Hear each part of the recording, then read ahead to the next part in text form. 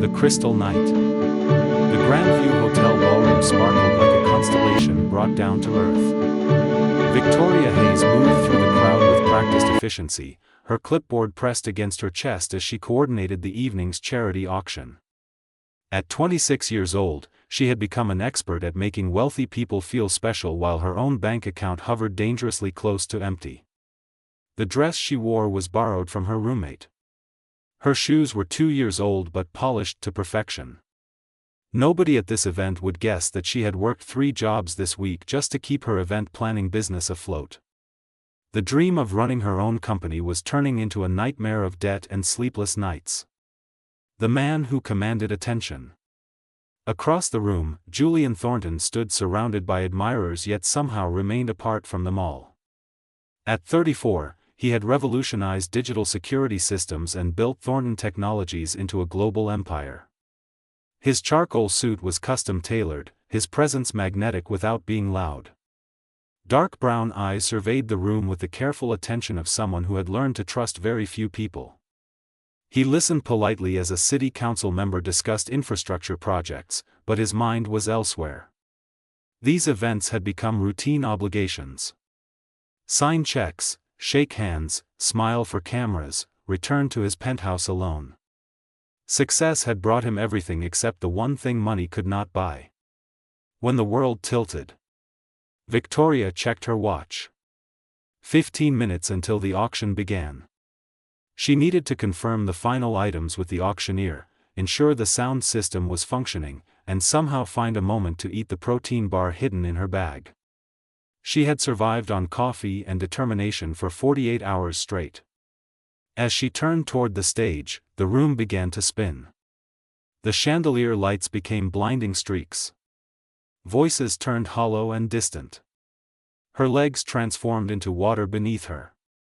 The clipboard slipped from her fingers, clattering against the marble floor. She felt herself falling forward, arms reaching out instinctively for something to grab. Instead of cold stone, she found warmth.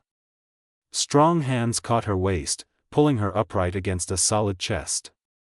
The scent of cedar and something expensive surrounded her.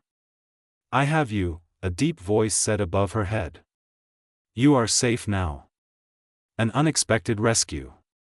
Victoria forced her eyes open, finding herself staring at a perfectly knotted silk tie. Slowly, she raised her gaze to meet concerned brown eyes that seemed to see straight through her carefully constructed facade. Julian Thornton held her steady, one arm supporting her back while his other hand gently grasped her elbow. The concern in his expression was genuine, not the polite worry of someone performing for an audience. "When did you last eat?" he asked quietly, his voice meant only for her. "I'm fine." Victoria tried to step back, embarrassed by the attention they were drawing.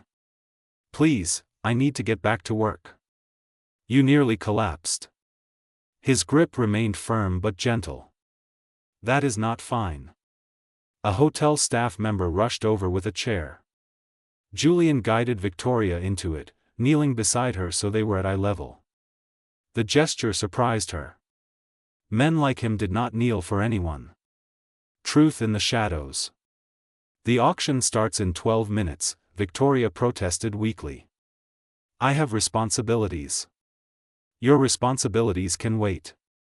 Julian glanced at the hotel manager who had appeared.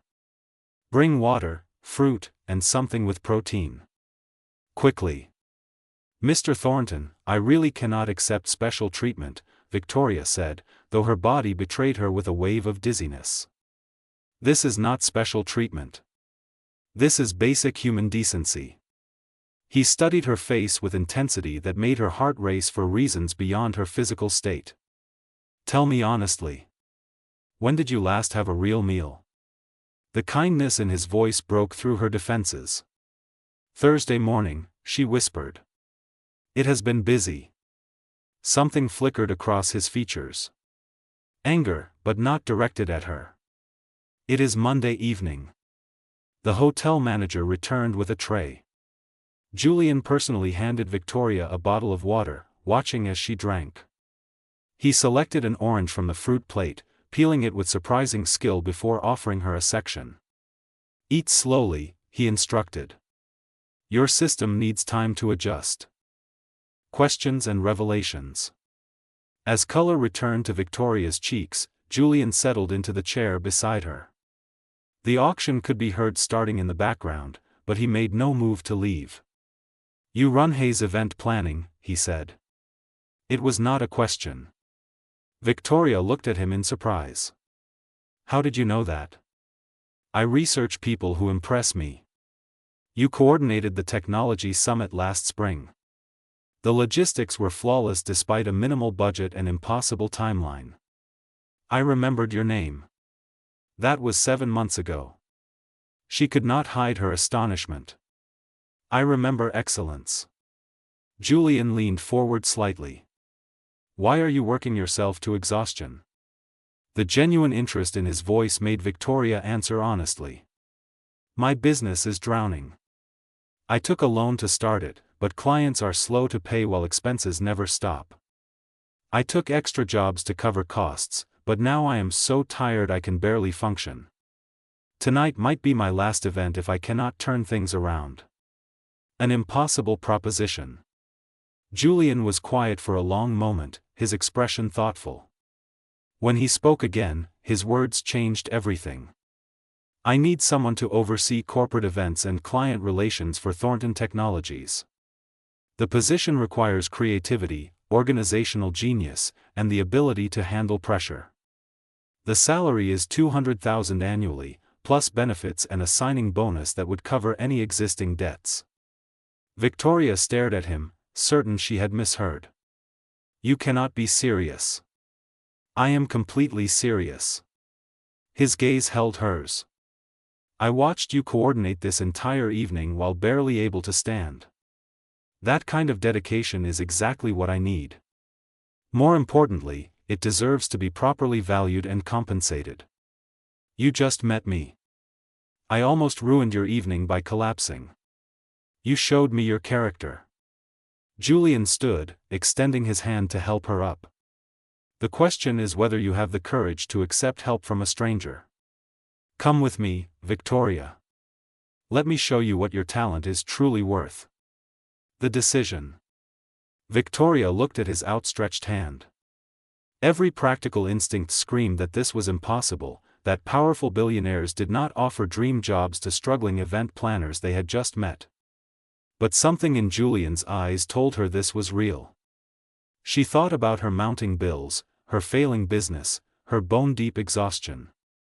Then she thought about the genuine respect she heard in his voice when he spoke about her work.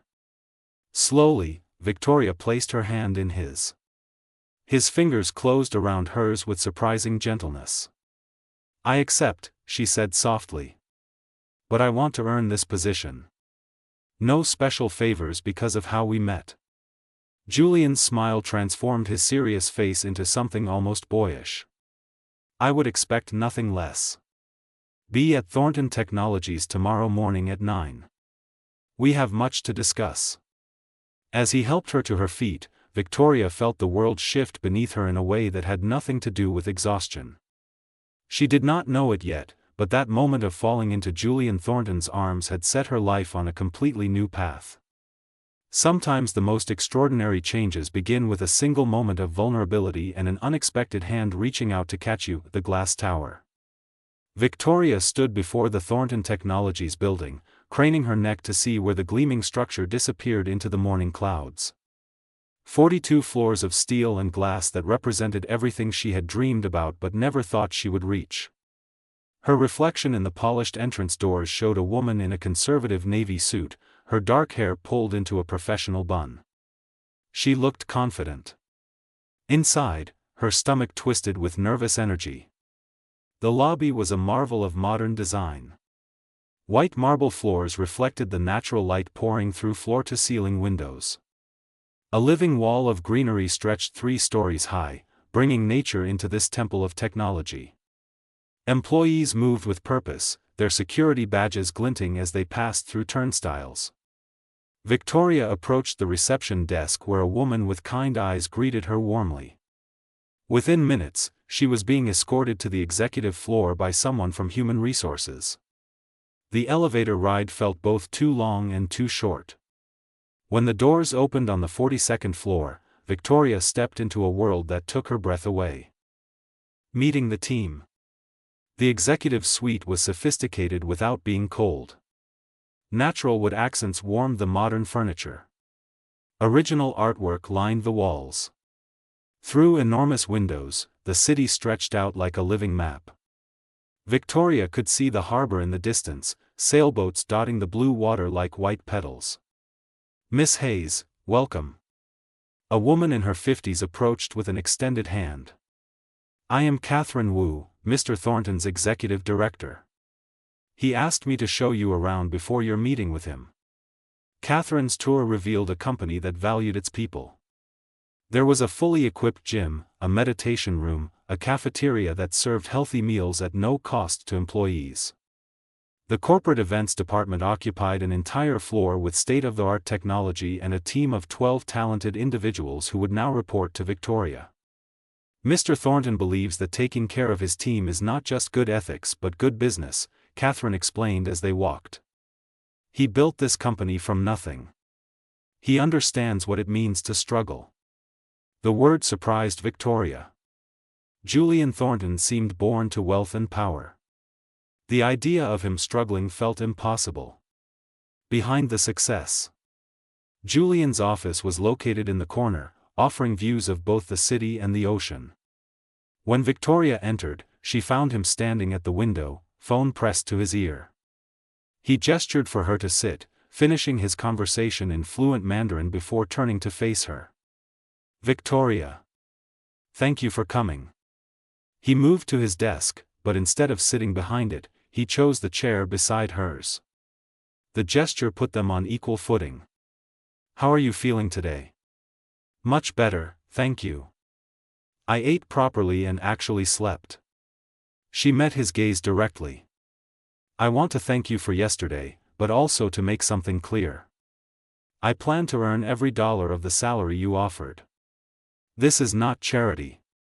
Something flickered in Julian's expression. "Respect, perhaps, or recognition of a kindred spirit. I would be disappointed if you felt otherwise. Shall we discuss what this position actually entails?" For the next hour, Julian outlined a role that was both challenging and exciting. Thornton Technologies hosted dozens of corporate events annually, from intimate client dinners to massive technology conferences. They were expanding globally, which meant coordinating events across different cultures and time zones. The complexity was staggering. The opportunity was extraordinary. "I also need someone who can represent the company at social functions," Julian added. "Industry galas, charity events, networking dinners. My previous coordinator handled logistics but was uncomfortable with the social aspects." "You need someone who can navigate both worlds," Victoria said, understanding dawning. "The planning and the performance." "Exactly." Julian leaned back in his chair, studying her. "You demonstrated both skills last night.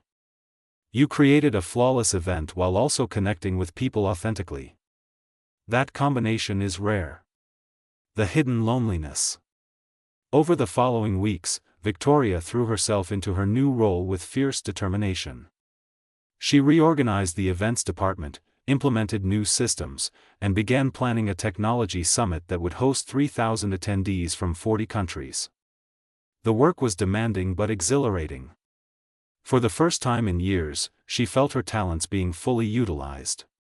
She also began to see beyond Julian's polished exterior. He worked 16-hour days, arriving before dawn and leaving long after his employees went home.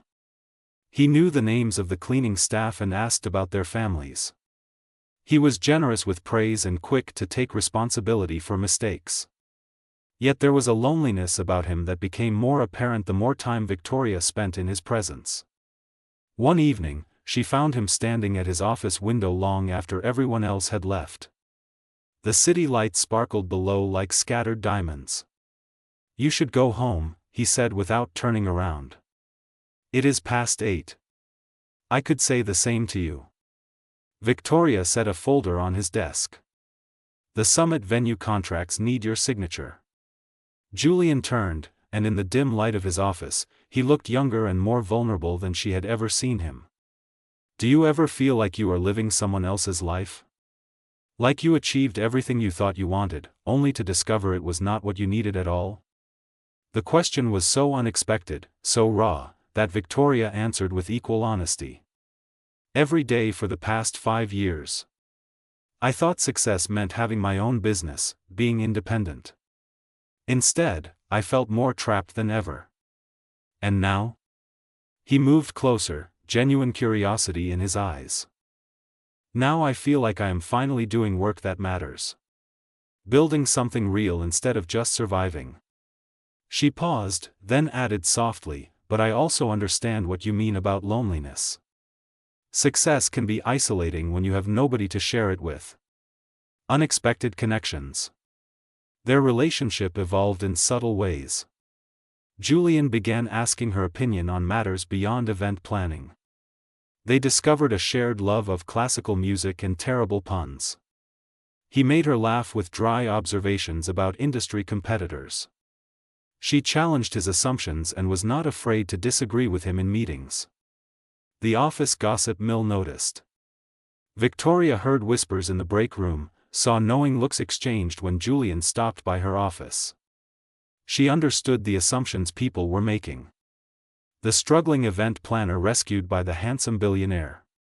It was a fairy tale narrative that made her stomach turn. One afternoon, Catherine Wu invited Victoria to lunch at a quiet restaurant away from the office.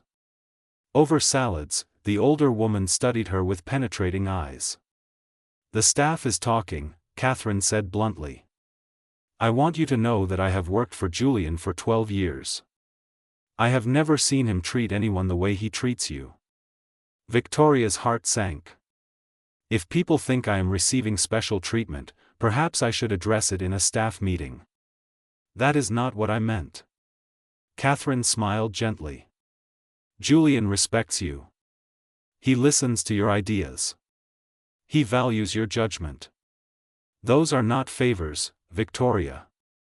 Those are things you have earned. But I also see how he looks at you when he thinks nobody is watching. That is not professional respect. That is something else entirely. The word sent Victoria's heart racing. She had felt it too, those moments when Julian's gaze lingered a fraction too long, when their hands brushed while reviewing documents and electricity seemed to spark between them. She had told herself she was imagining things, that men like Julian Thornton did not develop feelings for their employees. The crisis. Everything changed 3 months into Victoria's tenure when a competitor launched a cyber attack against Thornton Technologies.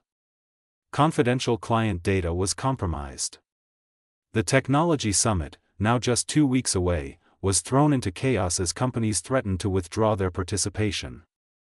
Victoria arrived at the office at 5 in the morning to find Julian already there, surrounded by his security team. His face was drawn with exhaustion and worry. When he saw her, something in his expression softened.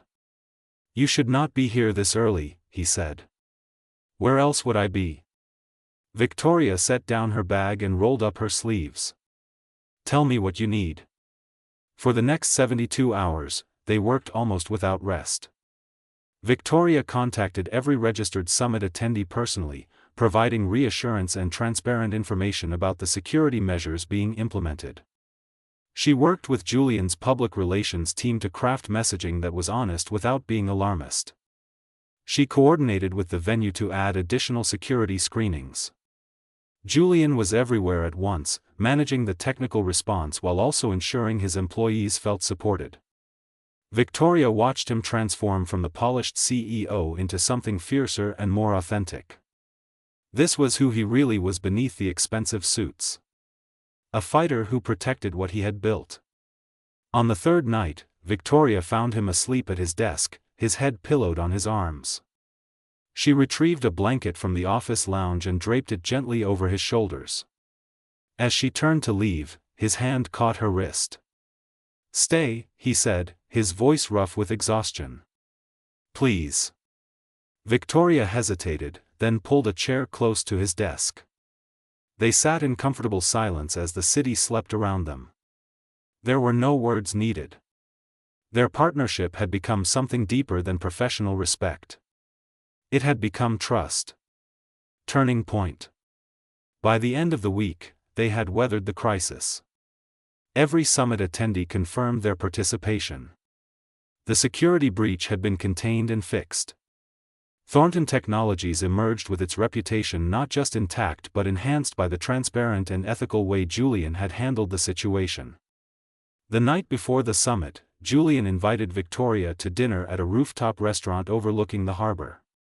It was the first time they had been together outside the office in a purely social context. The sunset painted the sky in shades of gold and rose. "I could not have survived this week without you," Julian said as they waited for their food.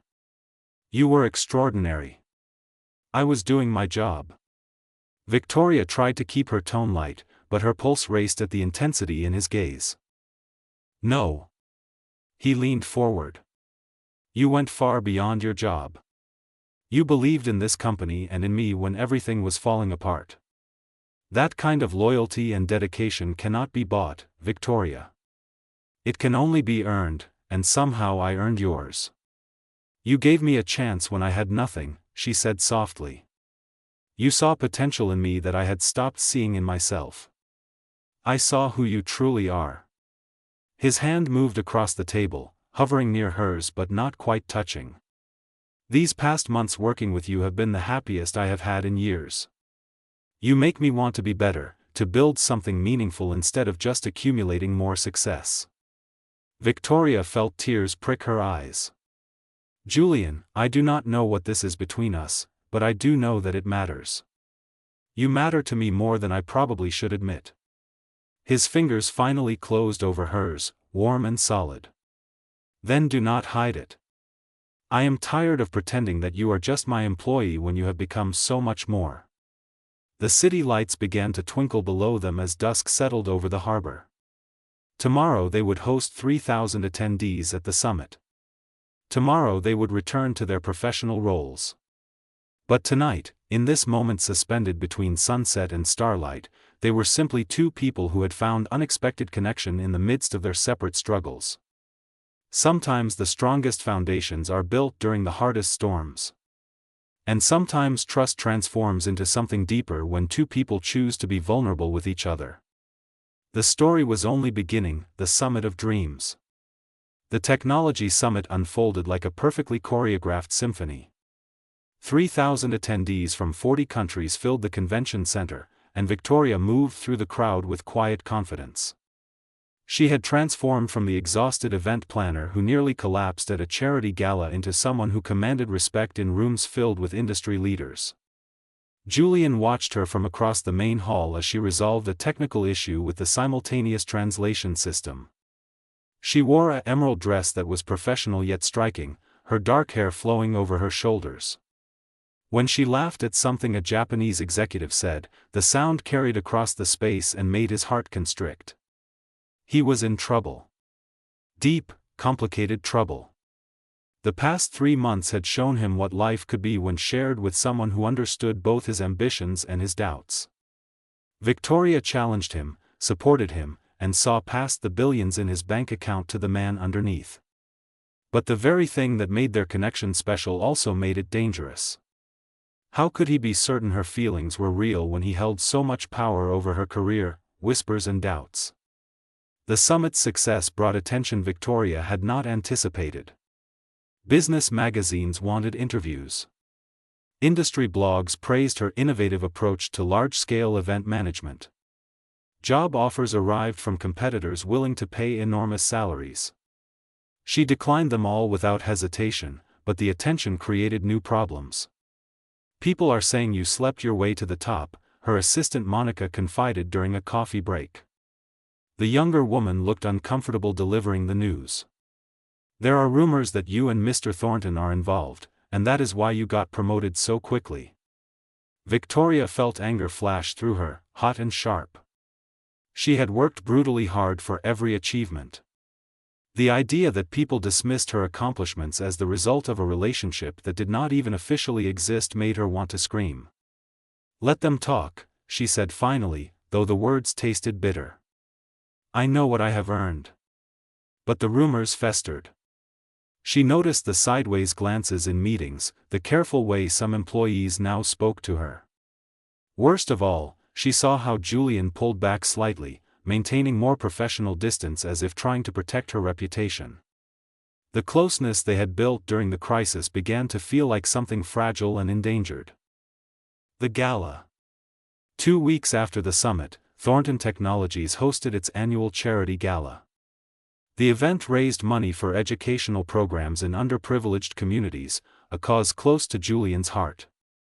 Victoria had spent months planning every detail, determined to create an evening that would inspire generosity. The venue was transformed into an enchanted garden. Thousands of fairy lights hung from the ceiling like captured stars. Live musicians played soft jazz.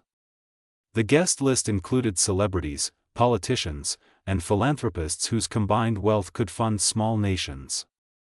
Victoria wore a midnight blue gown that made her feel like someone from a different world. As she moved through the crowd ensuring everything ran smoothly, she felt Julian's gaze following her.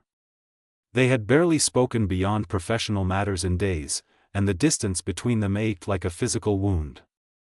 Near midnight, as the auction concluded and guests mingled over champagne, Julian found her on a balcony overlooking the city. The autumn air was cool, carrying the scent of approaching rain. "You created magic tonight," he said softly, joining her at the railing. "The event raised 3 times our goal. The cause made it easy."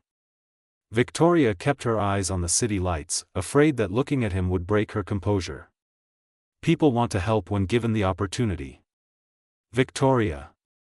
His voice carried a note she had never heard before. Uncertainty, perhaps even fear. "We need to talk about what is happening between us." Her heart hammered against her ribs. "Do we? I cannot stop thinking about you." The confession came out raw and honest. "You are the first thing on my mind each morning and the last thought before I sleep. These past weeks of keeping distance have been torture, but I do not know how to navigate this without putting your career at risk." Victoria finally turned to face him. In the dim light, Julian looked vulnerable in a way that made her chest tight. This powerful man who commanded boardrooms and built empires was terrified of hurting her. "What if I am willing to take that risk?" she asked quietly. "You should not have to." His jaw clenched with frustration. "Your reputation matters. Your career matters. I will not be the reason people dismiss your accomplishments." "Then what do you suggest?" Anger crept into her voice despite her efforts to remain calm. "We pretend these feelings do not exist. We maintain professional distance until what? Until I find another job? Until you decide the risk is acceptable?" The breaking point. Before Julian could answer, Catherine Wu appeared in the doorway. Her expression was troubled. "Julian, I apologize for interrupting, but there is a situation. Richard Chen from the board is making accusations about impropriety regarding Victoria's hiring and promotion. He is speaking to other board members right now." The color drained from Victoria's face. Richard Chen was a board member who had opposed many of Julian's progressive policies. She had heard he resented Julian's control over the company and looked for any opportunity to undermine him. "He has no grounds for any accusations," Julian said, his voice dropping to something dangerous. "Victoria's performance speaks for itself. He is suggesting that your personal feelings compromised your judgment," Catherine said carefully. "He wants an independent review of her hiring process and performance evaluations." Victoria felt humiliation burn through her. This was exactly what she had feared. Her relationship with Julian, whatever it was or might become, was being weaponized against both of them. "I will resign," she heard herself say. The words came out steady despite the pain threatening to overwhelm her. "Effective immediately. That removes any ammunition he has." "Absolutely not." Julian's response was immediate and fierce. "You have done nothing wrong. Neither have I. If the board wants a review, they will get one and it will show exactly what I already know. You are brilliant at your job, and you earned this position through talent and hard work. But they will always question it now. Victoria blinked back tears. Every success will be tainted by speculation about our relationship. I cannot build a career under that shadow, Julian. I will not. The choice. Julian looked at her for a long moment, and Victoria saw the moment his decision crystallized. He turned to Catherine.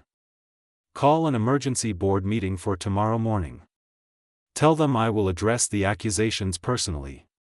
After Catherine left, silence stretched between them. Victoria wrapped her arms around herself against the chill. What are you planning? She asked. I am planning to tell them the truth.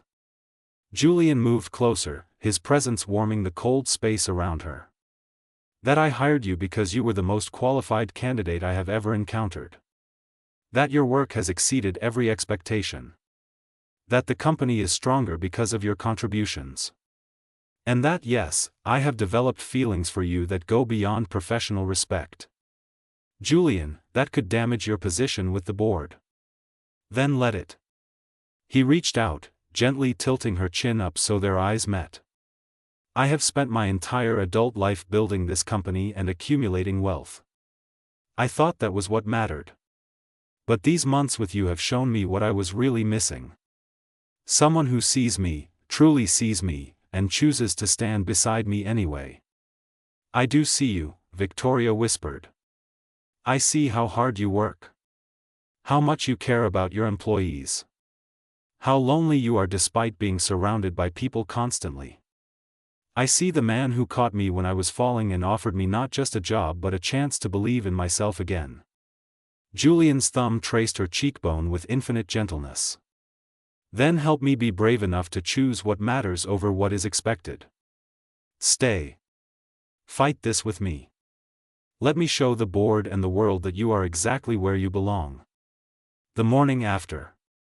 The emergency board meeting happened in a glass-walled conference room that felt like an arena. 12 board members sat around a massive table while Julian stood at the head, Victoria beside him. She had insisted on being present, refusing to let him face this alone.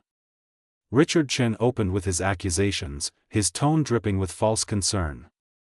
He questioned Victoria's qualifications, suggested impropriety in her hiring, and implied that Julian's judgment was compromised by personal feelings.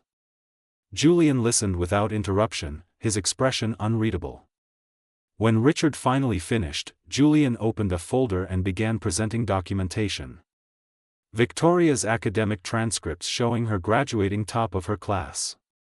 Performance reviews from previous employers. Detailed metrics showing the success of every event she had coordinated for Thornton Technologies. Financial data proving that her department had increased efficiency while reducing costs by 18%. Miss Hayes was hired because she demonstrated excellence, Julian said, his voice carrying authority that silenced the room. Every decision I made regarding her employment was based on merit and business needs. The fact that I have also developed personal feelings for her does not negate her professional accomplishments. But it creates a conflict of interest, Richard protested. Does it? Julian leaned forward, his gaze sweeping across the board. I have dated 3 women in the past 5 years, none of whom worked for this company. Each relationship ended because they were interested in my wealth, not in me. Victoria is the first person who challenges me, who works beside me as an equal partner, who sees beyond the bank balance to the man underneath. If you consider that a conflict of interest rather than an asset, then perhaps you do not understand what makes this company strong. Catherine Wu spoke up from her seat. I have worked with Julian for 12 years. I have reviewed Miss Hayes's performance personally. Her work is exceptional by any objective measure. To suggest otherwise is not just inaccurate but insulting to her achievements. One by one, other board members voiced their support. They had seen Victoria's work firsthand. They recognized that Richard's accusations were motivated by his ongoing disagreements with Julian rather than genuine concerns about company governance. Love declared. The vote to dismiss Richard's accusations was 11-1. As the board members filed out, Julian gently took Victoria's hand, no longer caring who saw the gesture. They returned to his office in silence, the weight of the morning settling over them. Victoria moved to the window, looking out at the city that had witnessed her transformation from struggling entrepreneur to confident professional. "I was terrified," she admitted softly. "Not of losing my job, but of becoming a liability to you." Julian came up behind her, his hands settling on her shoulders. "You could never be a liability. You are the best thing that has happened to me in longer than I can remember." She turned in his arms, finally allowing herself to lean into his warmth. "The rumors will not stop. People will always question whether I earned my place. Then let them question while you continue proving them wrong with your work." His fingers threaded through her hair. "I am tired of hiding how I feel about you, Victoria. These past months have shown me what partnership truly means. Not someone who needs me or my money, but someone who chooses to walk beside me as an equal." "I do choose that," Victoria said, her voice thick with emotion. "I choose you, Julian. Not your wealth or your company, but the man who catches people when they fall and believes in them even when they have stopped believing in themselves." Julian kissed her then, soft and reverent, pouring months of restrained longing into the contact. When they finally pulled apart, both were trembling. "I love you," he said simply. "I probably have since that night you looked at me like I was just a person instead of a bank account. I love your strength, your integrity, your refusal to take the easy path. I love who I am when I am with you." Tears spilled down Victoria's cheeks. "I love you too. I fought it for so long because I was afraid. Afraid it was not real, afraid I was just grateful for the opportunity you gave me. But this is real, Julian. What I feel for you has nothing to do with your money and everything to do with your heart." New beginnings. 6 months later, Victoria stood in the same ballroom where she had once collapsed from exhaustion. The venue was hosting another charity gala, but this time she attended as a guest rather than coordinator. She had accepted a position as Chief Experience Officer at Thornton Technologies, a role that put her talents to use across the entire company rather than just event planning. Julian stood beside her, his hand resting comfortably at the small of her back. They had navigated the challenges of a public relationship with grace, proving through consistent professionalism that their personal connection enhanced rather than compromised their work together. "Do you remember the night we met?" Julian murmured in her ear. "You were so determined to keep working even though you could barely stand. I remember thinking I had ruined everything by collapsing in front of the most important person at the event." Victoria smiled at the memory. "I had no idea that falling into your arms would be the beginning of something extraordinary. Not just extraordinary." Julian turned her to face him, his eyes reflecting the chandelier lights. "Life-changing. You challenged everything I thought I knew about success and happiness. You showed me that the greatest wealth is not measured in bank accounts but in connections with people who see and value the real you." Around them, the gala continued. Couples danced, donors wrote generous checks, and somewhere a young server probably worried about paying rent. Victoria remembered that feeling, the desperation and exhaustion of trying to survive while dreams slowly died. "We should create a foundation," she said suddenly. "To help young entrepreneurs who are struggling the way I was. Provide grants, mentorship, resources. Give them the chance I received." Julian's smile was radiant. "That is perfect. We can announce it tonight." As they moved together onto the dance floor, Victoria reflected on the journey that had brought her here. From collapse to confidence. From poverty to partnership. From loneliness to love. The orchestra began a waltz, and Julian pulled her close. They moved together with the ease of two people who had learned to trust each other completely. Around them, other couples danced, but Victoria was aware only of Julian's heartbeat against her cheek, steady and sure. "Thank you," she whispered. "For what?" "For catching me when I fell. For seeing potential I had stopped seeing in myself. For loving me not despite my struggles but because of who they helped me become. Julian pressed a kiss to her forehead. You did the same for me. You caught me when I was falling too, Victoria. I just had not realized I was collapsing under the weight of empty success until you showed me what truly matters. The music swelled around them, and in that moment, everything else fell away. The wealth, the company, the watching eyes. What remained was simple and profound. Two people who had found each other at exactly the right moment, when both were brave enough to be vulnerable and wise enough to recognize something real. Sometimes love appears in the most unexpected ways. Sometimes it takes falling to discover who will catch you. And sometimes the greatest fortune is not counted in dollars but in finding someone who sees your true worth. As the waltz ended and applause filled the ballroom, Julian and Victoria remained in each other's arms, grateful for the journey that had brought them together and excited for the future they would build side by side. Their story was not about a billionaire rescuing someone in need. It was about two people rescuing each other, choosing partnership over power, and discovering that true wealth lies in authentic connection and shared purpose.